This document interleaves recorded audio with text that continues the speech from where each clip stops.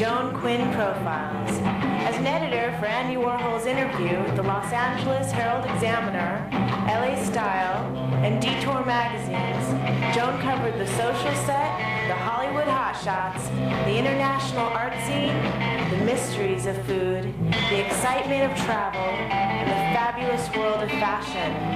Joan continues to find creative people on the cutting edge who make things happen.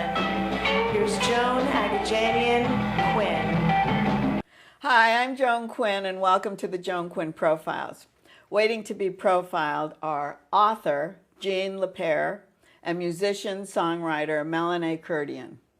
Author Jean Hirshhorn LePere was born and raised in New York. She has a Bachelor of Arts from USC and an MBA from Pace University. A great traveler to exotic lands, Jean worked at Reader's Digest and authored Never Pass This Way Again. That's right. And a new book on her father, Little Man in a Big Hurry. Her father made a fortune in uranium and became a very important art collector named Joseph Hirshhorn. Welcome. Thank you. Tell me a little bit about how you got this boy's name, if it's a boy's name. Well, the only thing I can say in defense of my name is that Jean Tierney spelled her first name the same way. Oh, okay. But I was supposed to be named for a grandfather named Isaac, and my mother took pity on me and didn't want to call me Imogene, so I was just called Gene on my birth certificate. That clarifies that. They Sure. didn't want a boy then, right? No, they did want a boy. They got one. The next one was a boy. What did you do at the Reader's Digest? You know, I did some public relations work and some help put together they had a section where people wrote in and they wanted, do you remember they had the thing, I am Jane's toe and I am Joe's kidney, and we used to have to get that together and have it printed and send those out. Was that on the East Coast or the West Coast? That was all in Pleasantville, actually. Not Pleasantville. It was Chappaqua is where the Reader's Digest building It was is. the back east then you were working. Oh yes, I was raised there. Did any of that work take you to Turkey, Egypt, India, Israel? No, that none of travel that work. I was always interested in travel. Yeah, my first husband and I took a 3-month honeymoon and went lots of places. Yeah. I see. So did anything out of that travel come into your book, Never Pass This Way Again? Oh, yes. Tell us about that book a little bit. Well, I had been on a cruise, and it went to a number of places. It was a 6-week cruise, and when it went to Turkey, I had the option to go on a 3-day overland trip to see things that you couldn't see just at the ports. And I stumbled into a situation where I was pressed to buy some heads, some stone heads, and I thought, you know, they were cheap, very, very cheap. And I thought, I'm doing these people a favor. I want to get out of here. Let me pay and get out. And I was stopped at the dock before reboarding the ship and arrested. Well, first it was, but anyhow, I spent 23 days in a Turkish prison. You did? And this is what you're I wrote alive? about. Oh, yes. Well, it was not Midnight Express. They were the other women were very, very nice to me. They were lovely. They really took care of me. But I think if I'd been there much longer, everybody would have been tired of being nice to the American, you know. So it might have gotten tacky. So that's the story of this?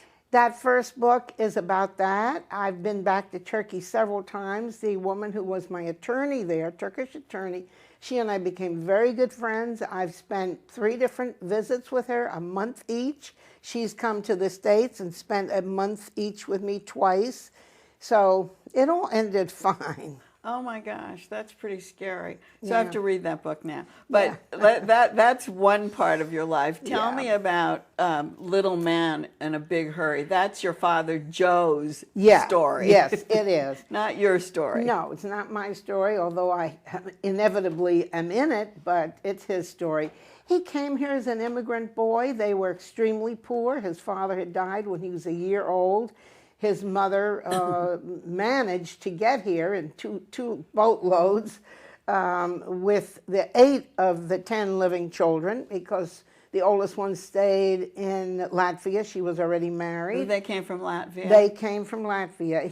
I think he must have turned 8 on the ship, because they arrived beginning of October, and they'd had a layover in Liverpool for a couple of weeks. So. Were they pushed out of Latvia? No.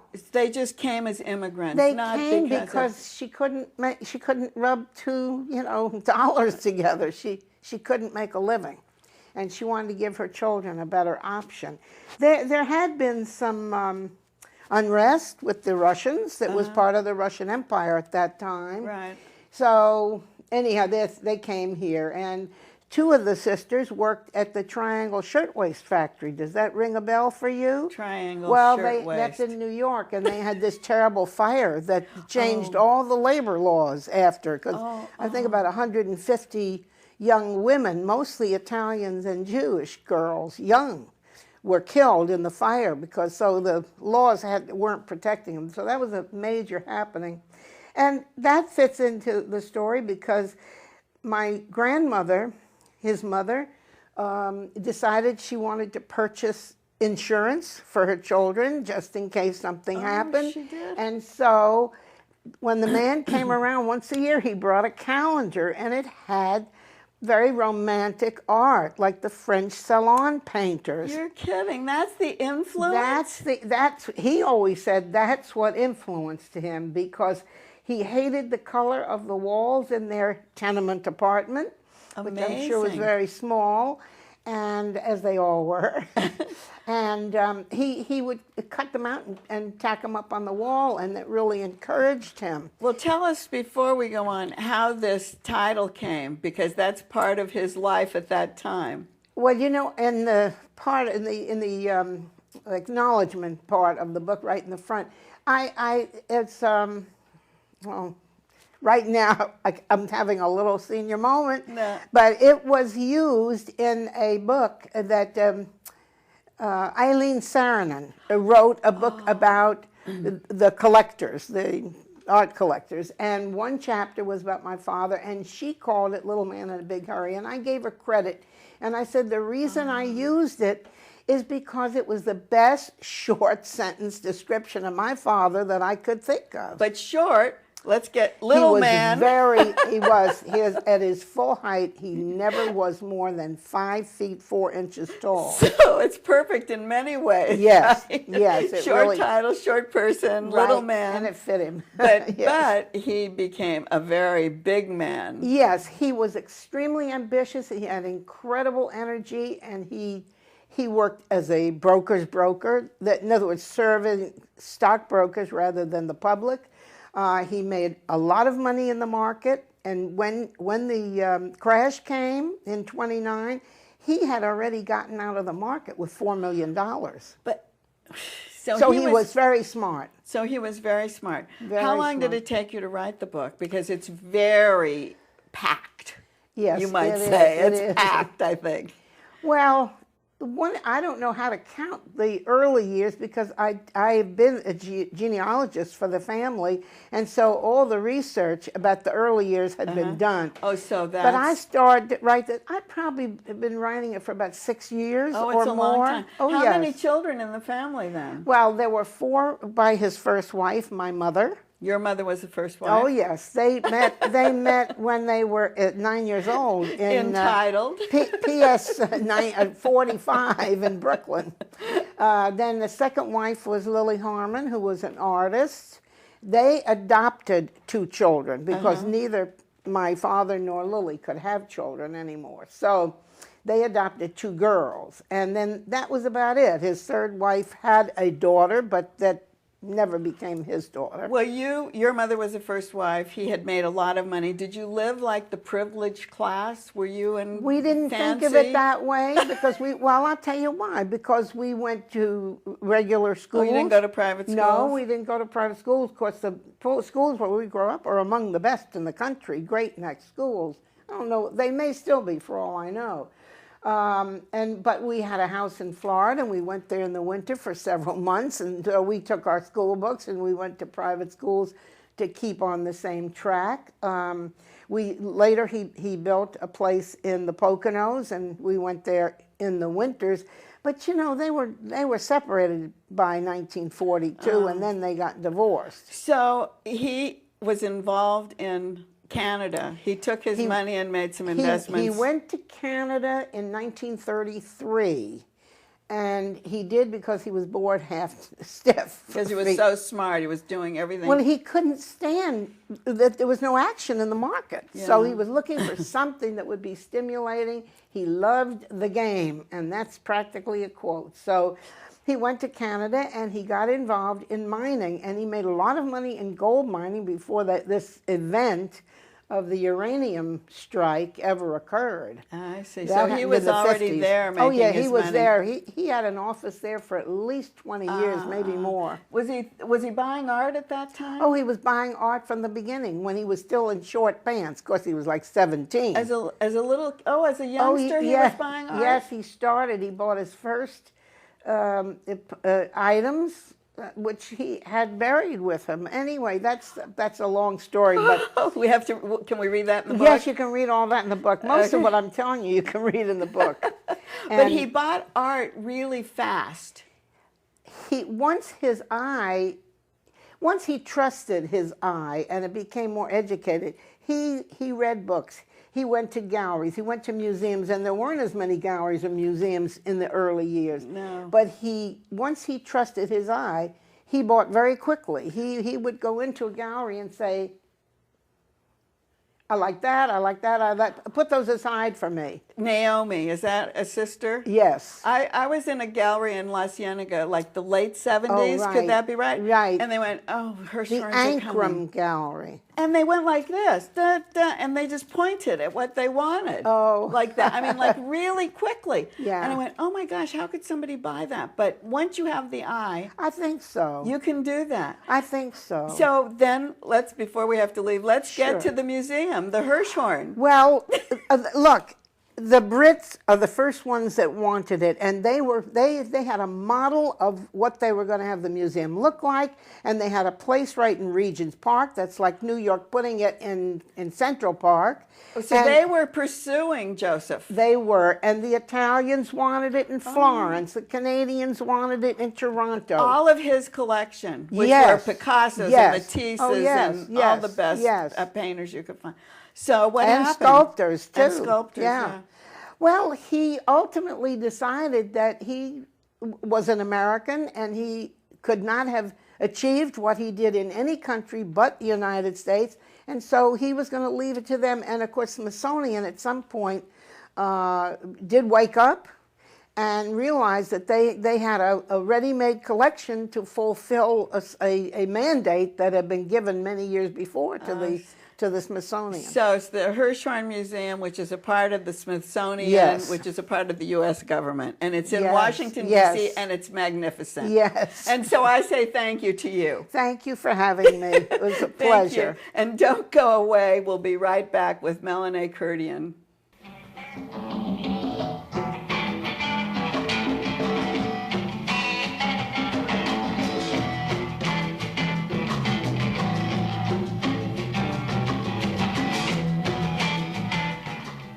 Hi, I'm Joan Quinn, and welcome back to the Joan Quinn Profiles.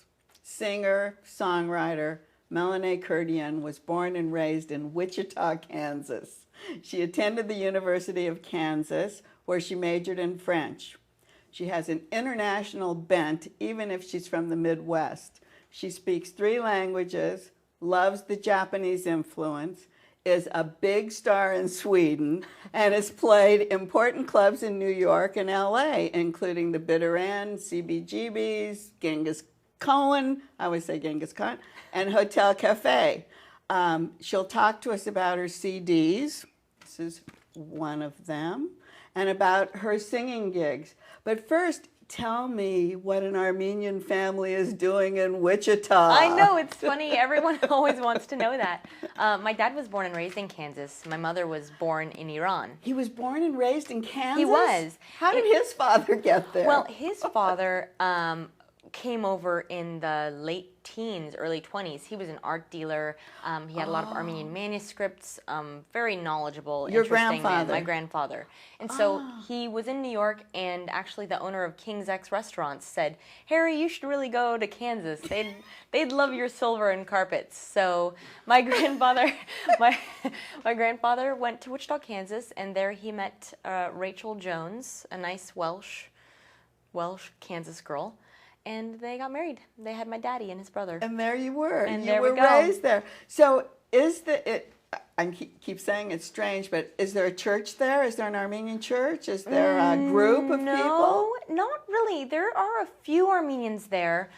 There's slightly more in Kansas City. Kansas and big Kansas City, Missouri. But really, very few. Very few. We know a couple of Beirut Armenians. But so and you Lebanese integrated Armenians. completely. I mean, you were totally integrated and not really with an Armenian background. Well, it's very interesting because I always felt very different from my friends because I still feel like even though we weren't, Glendale Armenians, Yeah. we were I still felt very Armenian growing up. Do they And it was speak Armenian in the They house? speak Armenian. My parents each speak 5 languages. Oh, so it was. And so we spoke Armenian together, and I would come to LA every year to visit my Armenian family, so I got that. But I we never went to church. I never went to Armenian school. Because you didn't have them. Exactly. So, So I couldn't have gone if I wanted to. so where did this music influence come from? Writing and performing and singing and being such a musician? Well, my parents always sort of had a great love for music. My dad has a fantastic record collection with, Chinese classical music and Bach and beautiful jazz records and even a little Crosby, Stills and Nash. So, He did. Yeah, and they thought it'd be a good idea for me to start taking piano lessons, and I was interested in that. So I started taking when I was 6 or 8 or something, and just grew a love for music, and I had to practice every day. But so. you didn't just play the piano. No. You played the cello? I did. I played the cello in middle school, in junior high. I didn't practice as much as I should have, But I was did it have a love helpful? for it. Extremely helpful. And it sort of was a great bridge between piano into classical guitar and then to the steel string guitar that I have now. So classical guitar then what's the difference between steel string and classical? The difference is it's usually going to be a smaller body. Which? The classical guitar is a smaller body with nylon strings, so they're plastic strings and a wider neck. So it really builds up your muscle as far as learning and playing. But it's a smaller body, so even though it's a you wider can hold neck, it close? you can hold it closer, get around it more. And these are a little rougher strings. And when you went to university, why didn't you study music as your major instead of French? That's a very good question, Joan. When I was in college, I was a good student, I must admit. But I didn't really figure out that committing to music was what I wanted to do until a little too late in school. Is that right? You weren't Yeah. committed at that point in It college? takes me a long time to come around to making decisions on things. It's not very, wow. So they said basically if you'd like to graduate, you actually have to choose a major. We'd really like for you to do that. And so I said, well, let me look at that list that you have of majors. And the only thing that looked interesting was French. And you could. And I was and you passionate would- about French, and I loved the language. Did so. you go to France a lot? I did. Yeah. I did go. My parents had a travel agency. We travel a lot to France. Oh, so they had the travel agency in Kurdian Wichita. travel agency. Yeah. Oh, perfect. Yeah. So were you the translator? Or they spoke French They too? spoke French. Yeah. Oh dear. So- Okay, so from Kansas, you finished university. Where'd you go? I went to the big city. I went to New York Wait, City. Kansas City? I went to Ponca City. I went, went to New York in 2000. And what were you going to do there? Well, I went to play music, and I knew that there was no better time to live in New York than when I had no previous attachments or anything like that. And I just had this beautiful romantic vision of going to New York City, so I did it. And was it romantic? You had It a day was. job. It was? was. You know what? It's very funny. My parents raised me to be very cautious and careful too, which sometimes works to my detriment. So immediately I had a job with a random temp agency and got a job with a horrible law firm. So there you were Sorry, with a law day firm. job. Were you writing songs when you were there? I was actually. I was always performing. Started doing open mics and. Oh, you did that. And then just sort of built up my fan base. How does one do that? That's pretty interesting. I tell you, it's challenging. It's challenging when you're the person doing it all for yourself. But it's a matter of playing fairly regularly. Getting your mailing list together, keeping in contact with people about your music. But how do you know those people? You're new in New York. Yeah. Where do you get this group of people to come see you? Well, just one at a time. I remember the first one at a time. My first open mic at this place called the Bagot Inn, I had maybe 3 or 4 friends that came to support me, and then it just grows from there. And I got hooked into this great community of women at the Blue Stockings Women's Bookstore and Cafe on the Lower East Side. I met a lot of friends through there and a very creative and connected community of people. So, of women? Yeah. So that was your big support? Yeah, definitely. Okay, so you're writing songs, you're building this what do you call it, core of followers, and then when do you get to quit your day job? That's a great question too, Joan. I mean, that's always the challenge, isn't it? To be doing what you love 100% of the time. I feel like overall, I am doing what I love 100% of the time. But I quit the law firm about 1.5 years into it. And I started working in restaurants because I needed the flexibility and not being in an office so then building. you became the waitress. I did. That classic thing, yeah. And then were you working with charities at all? Or did that come into being in some way? I always loved doing fundraisers. There was, different fundraisers against domestic violence. You take those opportunities also to play in front of a new audience that you haven't played in front of before, but also just to feel like you're connected to community and you're doing more than just this your project. Yeah, that's that we're great. all part of something bigger and we all want to. So was that part from that women's group? Was that an outgrowth of the women's group? I would say that my interest in activism and being, being charitable, had come from that because they had a lot of different events there and a lot of different groups that would come through. So, what about Sweden? Why are you so involved in Sweden? Well, I haven't been involved in Sweden for a little while now, and I really want to go back. Have you been to Sweden before? Yes. Oh my gosh, I love Sweden. It's so white for you. I know. It's really funny. But I went there with a group of friends. They'd written an awesome show. We performed it in New York. Oh. And it was a very pulpy, melodramatic, stylized acting, and I was the balladeer in the show. There were 3 of you. The 6 of us. Oh, so there were 6 of us. And so we were invited by the Swedish government to come and play different festivals. So it was just music, not acting? There was acting. There was theater, short vignettes, based on the Pulp Fiction novels of the 50s and 60s, actually. So who wrote all that? My friends, Heather, Anna, Beatrice, and Gretchen. Is that right? Yeah, it was really fun. So I took that opportunity to also play my music over in Sweden and had a great time. Oh, that's what happened. Very supportive, cool people But over there. they're way ahead, the Europeans, in some respects, because I always know, like, John Baldessari, who's a fabulous artist, made his whole life in Europe before we even recognized him here, a contemporary person.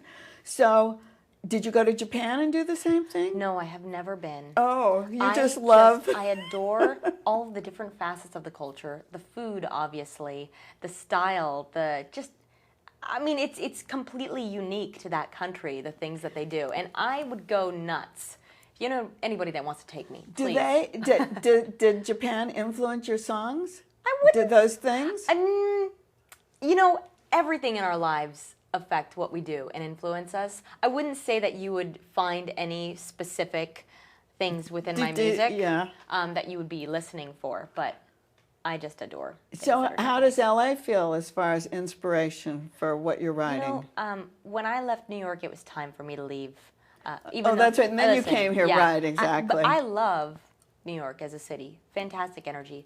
Almost too much energy for me. So I feel like here in LA, I've really been able to find a nice space.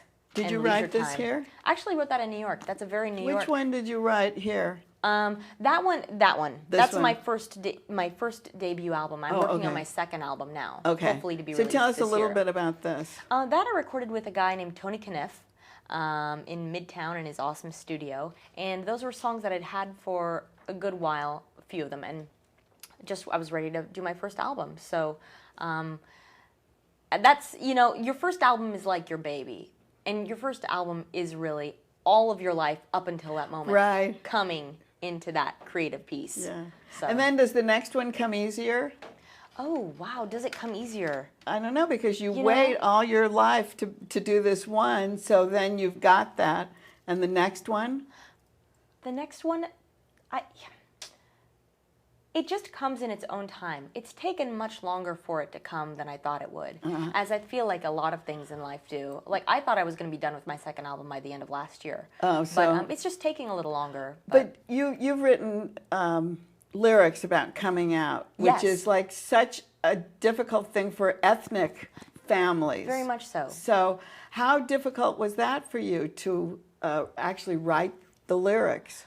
Or the I have music? to say that it wasn't that the writing the music or the lyrics came with any difficulty. It was more, what are people going to say? What are the reactions of people going to be to this when I put it out there into the world? But actually, people difficulty. Accepting it.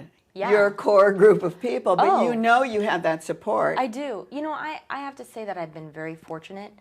Certainly it was a long road to hoe with the family, but I have an amazing, overall, fairly supportive family. So were those lyrics in here? Yes. Oh, those lyrics. Oh, so it was in your first. Yes, exactly. Okay. Yeah.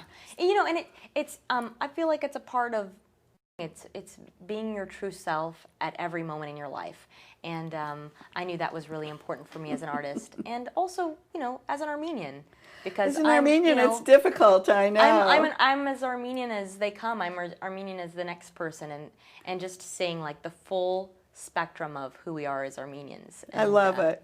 I think Americans, it's brilliant, and I'm so glad you came on. Thank you My pleasure. so much. Thank you so much. It was great. Thank you very much. And keep writing. Email me at jaquinn1 at AOL. And 777 South Figueroa, 44th floor, Los Angeles 90017. See you next time.